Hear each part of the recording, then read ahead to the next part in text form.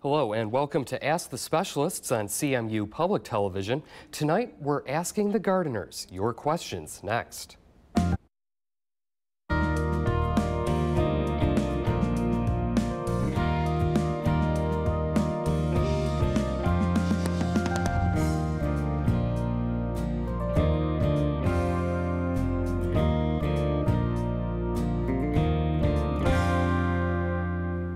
Welcome again to Ask the Specialists on CMU Public Television. I'm Mike Horace, and tonight we are asking the gardeners. We'll meet our experts in just a moment, but first, here's how you can get involved with the show. The easiest way, perhaps, just give us a phone call. The number is 1-800-727-9268. You can also go to our Facebook page, facebook.com/askthespecialists, and we are on Twitter at WCMU_AskThe. Now to meet our experts. First, we have Bill Miller. He is from Papa's Pumpkin Patch and Country Farm Market in Mount Pleasant. Welcome, Bill. Thank you. And we also have with us Dr. Hal Hudson. He's a horticulture educator with MSU Extension Services out in Caro. Thank you. Glad to be here. Well, let's get right to the questions. A reminder, this show is entirely driven by your questions. The information on how to ask one on your screen right now.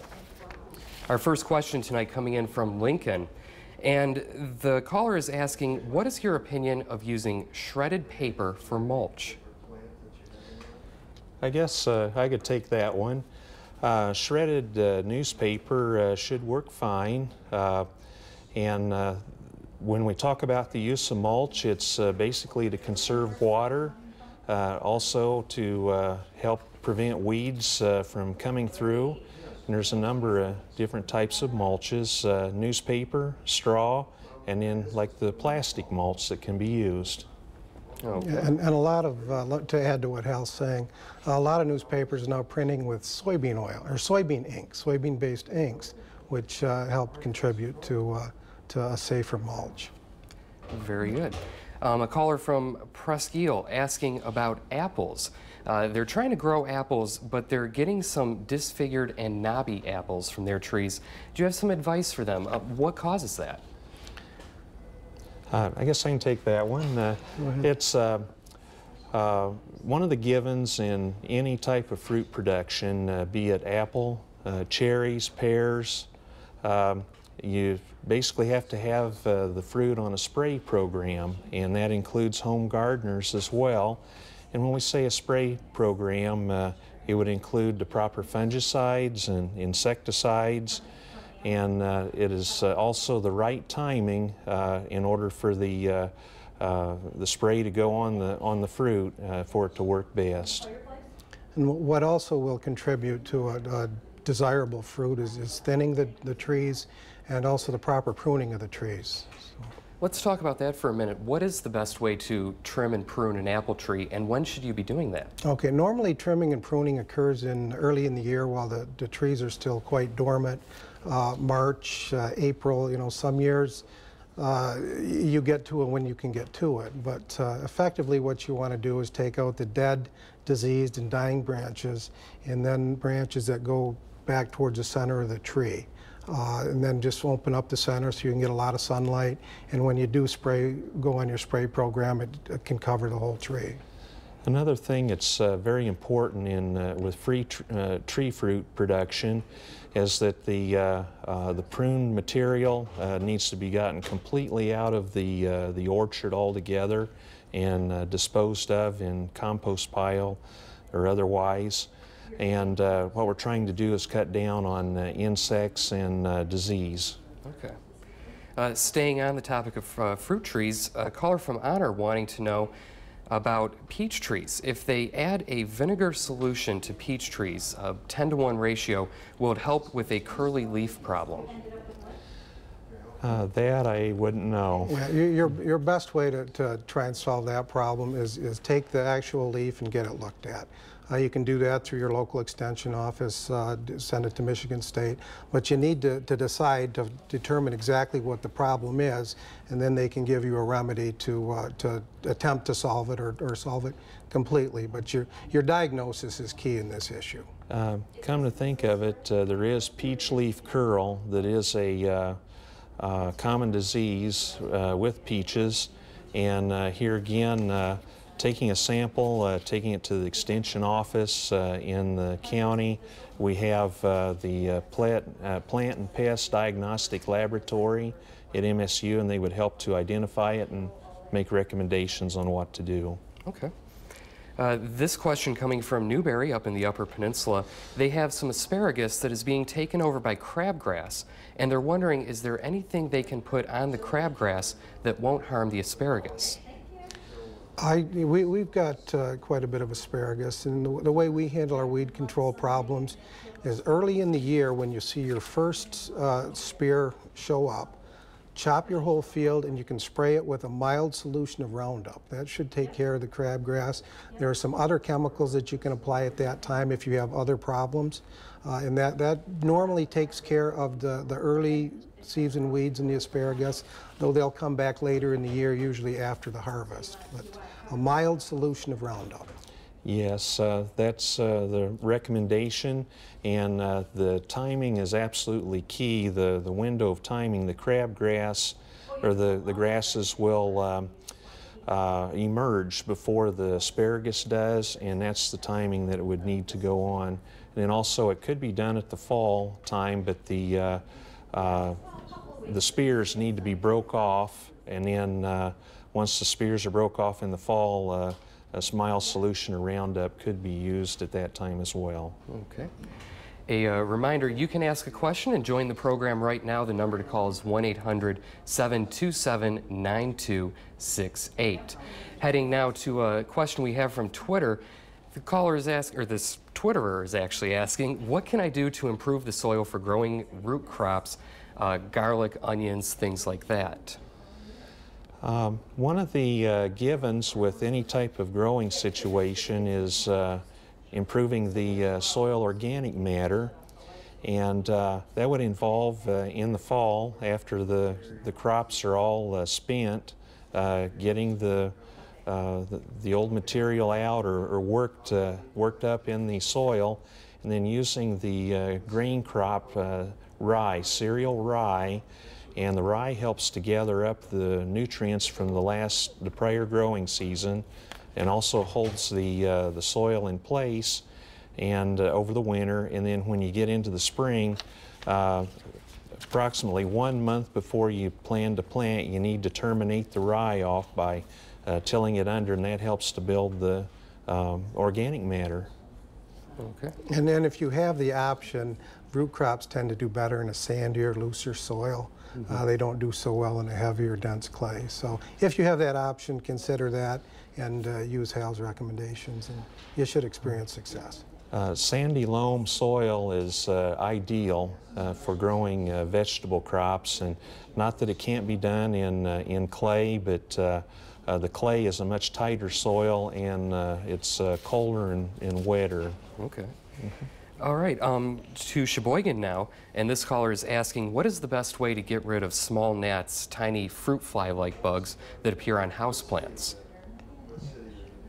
With houseplants, a lot of times you need to be on a spray program just because they do attract so many insects. And a lot of people are concerned about the degree of chemicals, but there are a lot of organic or even household items that you can use to take care of that problem. Maybe Google it or talk to your extension, and you can come up with a number of different options. When we think of gnats, typically with houseplants, you can run into an overwatering situation, and it may be a matter of taking out the sphagnum moss from around there, the breeding site. But with insects, here again, proper ID is important, and gathering those up, and can utilize the assistance of the plant and pest laboratory to identify those. All right, this call coming from Northrop. Wondering about compost they're receiving from the city there. They say that it has a lot of weeds and thistle in it. How do they kill those weeds off in a safe manner? With composting, it's important that the pile be treated, heat treated. We actually have commercial compost operations in Michigan, And those are tracked very closely with proper temperature in order to get as sterile of a mixture as possible. It's required to heat over a period of time. And so it's important that you utilize compost of a known source and that it's very well broken down. All right, we have a caller from Waterford who has some problems with rose bushes. They've got a mix of old ones and new ones, and on some of them they have some black spots appearing. How do you get rid of those? What are those black spots? I'm not entirely certain what the black spots might be.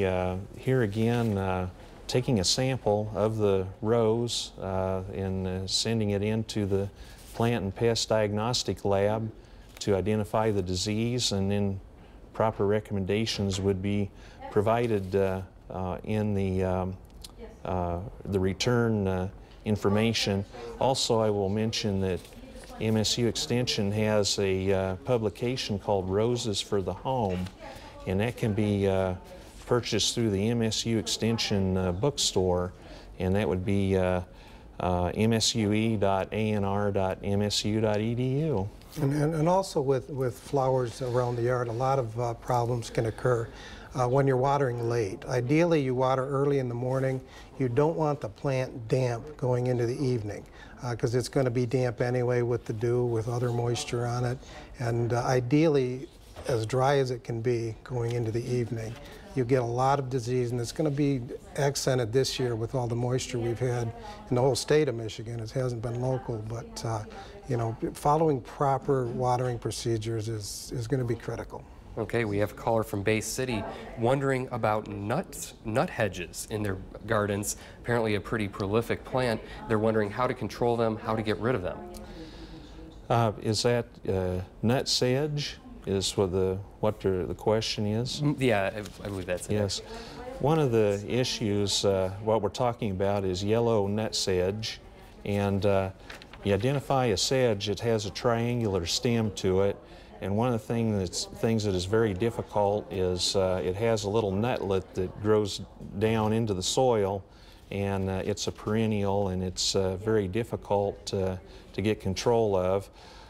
Tillage can be used, although in some regards you're just redistributing the nutlets. That one may take contacting the extension office there in Bay County and to find out the recommendation on what to do with as far as with control and yellow nutsedge. Yeah, and yellow nutsedge also, and that's a problem all over. That's not local to Bay City. It's a problem all over. Whole state. It tends to thrive in lower areas or damper areas.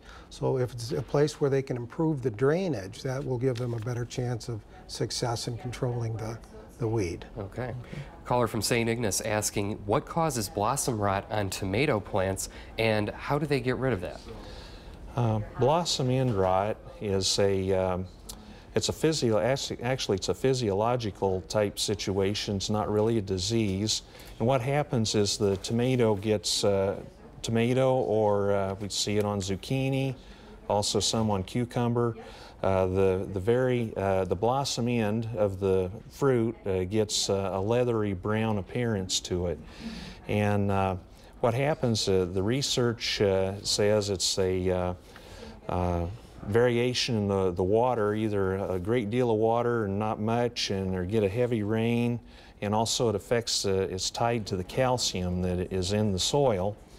And one of the things I know that's recommended, of course, is spraying on calcium as a foliar feed, or also I have seen MSU recommendations that discusses actually the use of Epsom salt to help provide some control for it.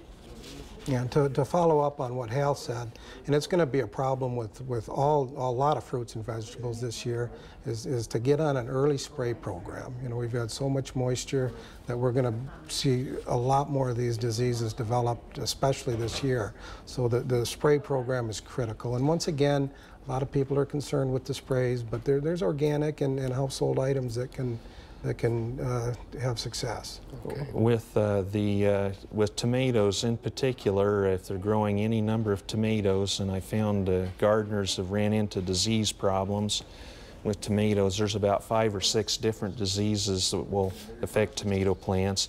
The use of chlorothalonil as a fungicide, which is commonly known as daconil or fungonil, can be used for a spray program with tomatoes. Okay. A reminder, you can ask a question at 1-800-727-9268 or on Facebook and Twitter.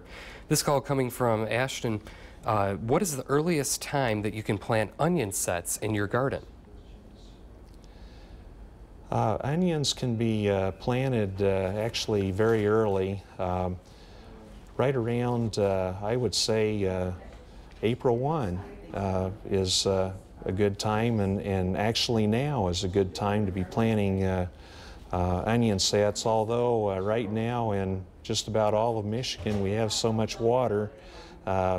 Things need to dry out some, but onions is one of the more cold tolerant plants, and it's good to now would be typically the right time. Yeah, if you'd like to start your garden early, a lot of what we call the cole crops, C-O-L-E, cole crops, can be planted and are much more tolerant of colder weather, although Mother Nature could take many years she chooses. But the cole crops are all that can be planted early. All right, jumping right to another question about timing of things, this one from Twitter. When can I plant kale? I'm not certain on kale. I believe kale is a cole crop, and it's something that can be planted early. And I know with a lot of these crops that we plant early that tolerate the cold, we also do a second planting much later in the year because they can go well into the fall. And I know kale is an early and late crop. Okay. A caller from Traverse City asking about impatience. They've heard there's some problems with impatience this year. Can you talk a bit about that issue? Well, you want to be, once again, I believe we're going to have downy mildew, which is a lot of the result of the dampness. You want to, buy healthy plants. Get healthy plants. Get, a lot of times we're buying plants at big box stores where they're getting them from the low bidder. The low bidder doesn't necessarily have the best product, though they may. So make sure you're getting them from a reputable establishment that knows about them. And once again, we're going to have to get on spray programs early this year. And if it's in a box-type gardening or container gardening, clean out your soil and start from new. When you're shopping for transplants, make sure that you check them over for disease and insects, and you want a nice green foliage and no disease or insects as you're shopping for the transplants. Okay. A question now from Otsego County in the northern Lower Peninsula, wondering how deep potatoes should be planted.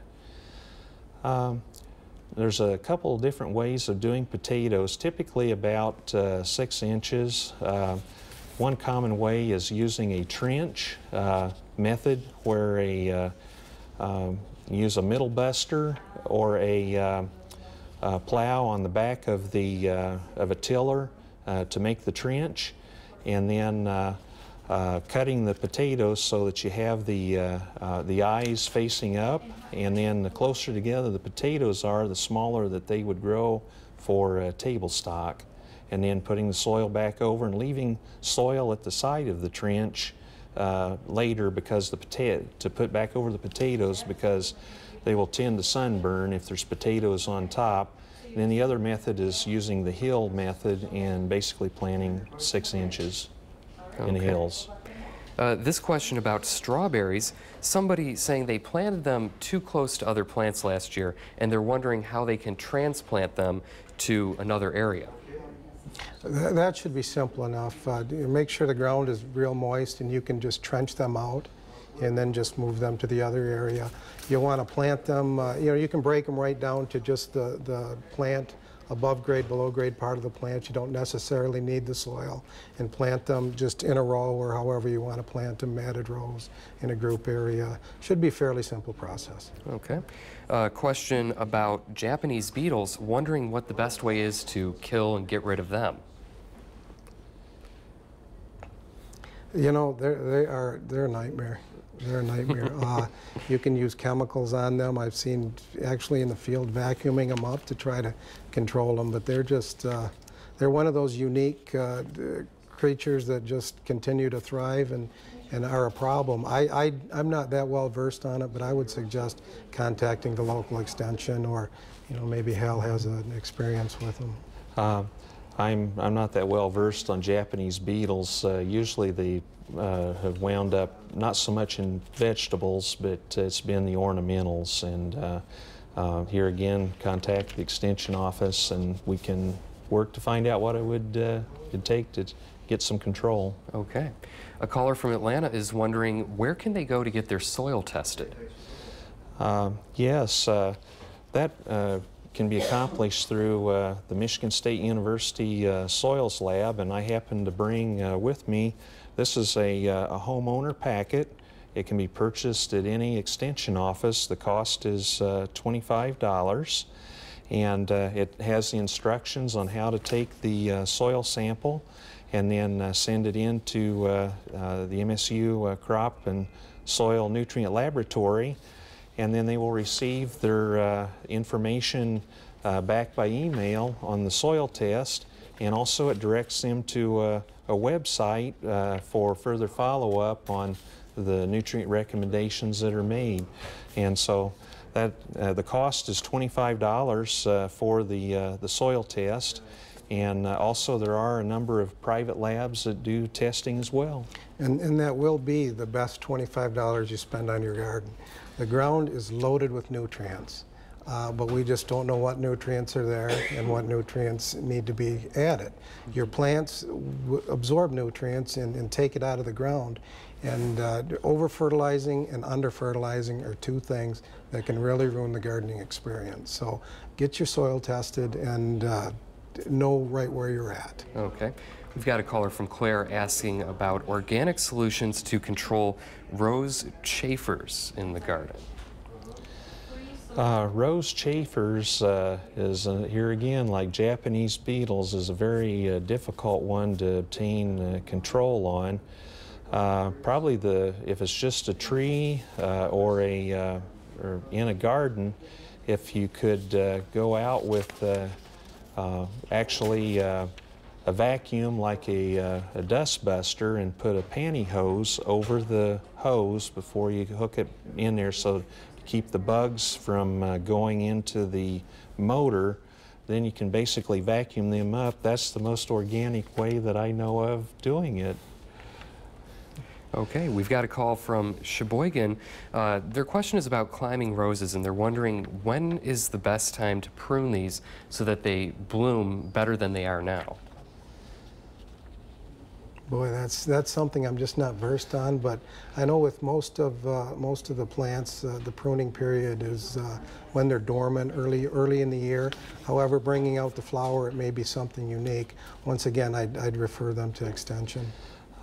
Here again, I would mention that Roses for the Home publication that we have through the MSU Extension bookstore, it's bound to have the answers in there as far as when the proper pruning time is to get roses to excel. Okay. A caller from Hessel is wondering if you can recommend some plants, 2 or 3 food crops that grow well in the vicinity of spruce trees. That's really not enough information to make an accurate diagnosis. Spruce trees and conifers tend to grow in sands, so maybe something that would agree to a sandy soil. Well, you know, you can get your soil tested once again and see what they would recommend. With regard to spruce, I don't know of anything that really would prevent growing near to spruce, other than you'd want the spruce to be on the north side so it doesn't shade out the plants. But I can say the one thing that you want to avoid is black walnut trees, because they emit a chemical substance called juglone, and in particular tomatoes, eggplant, potatoes, it will wilt those right down. It's in the entire tree and the roots and the root hairs, and so you don't want to be anywhere near a black walnut tree. Okay. A caller from Coleman wondering if you have any suggestions for biological pest control using compost. Maybe what are some composts people should be using in that situation? I don't. I'm not at all versed on that. I am familiar with, as far as with compost, and in particular in the central Michigan area, there's a business I'm aware of over around Everett, and it is called Dairy Dew, and actually www.dairydew.com, and that's an excellent way of adding composted cow manure and building the soil for organic matter. Okay. We've got a couple questions about petunias. Somebody has them growing alongside the road, and they're wondering what is the best way to transition that flower out and move something else in. And quickly on this one, we only have a couple seconds left. Well, I would assume a complete kill. Just, you know, hit it with a chemical or a solarization, which is just covering it with a plastic and letting it bake itself to death, and then putting in the desired plant. The solarization should work well, or removal of the plants there, and prep the soil properly to put the new plants in. All right. Well, I'm afraid that is all the time we have for this evening. It's been a quick half hour. There are lots of questions that we didn't have a chance to get to tonight. We will be answering some of those after the show, and you can find them on our Facebook page tomorrow morning. That's facebook.com/askthespecialists. Thank you to both of our guests this evening, Bill Miller with Papa's Pumpkin Patch and Dr. Hal Hudson with MSU Extension Services. I'm Mike Horace. Thanks so much for being with us this evening. Join us next week for Ask the Specialists.